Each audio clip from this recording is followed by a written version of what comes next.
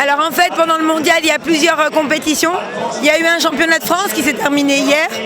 Il y a une compétition internationale qui permet à tous les tondeurs et tous les trieurs de laine du monde entier de pouvoir concourir.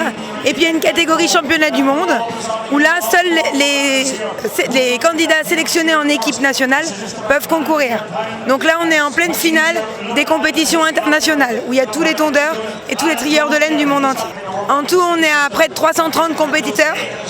Et comme certains sont dans plusieurs catégories, soit dans la catégorie tonte force, c'est-à-dire au ciseau, ou tonte machine ou tri de laine, on a à peu près 383 concurrents.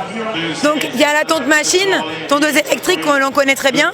Il y a aussi la tonte force, donc c'est les ciseaux, c'est la tonte manuelle qui se faisait il y a des années comme ça et qui est utilisée dans la majorité du monde de par le fait qu'il y a beaucoup de pays où il n'y a pas d'électricité, comme la Mongolie, l'Argentine, l'Afrique du Sud. Et puis il y a aussi une catégorie tri de laine, donc, où les trieurs étalent la toison, enlèvent les mauvais morceaux, les morceaux souillés par les fesses ou la terre ou la paille pour pouvoir garder que la partie la plus valorisable.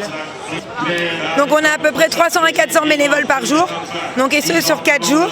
Et puis sinon on a plusieurs animations.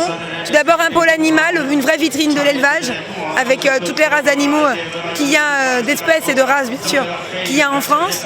Un concours de chiens de troupeau.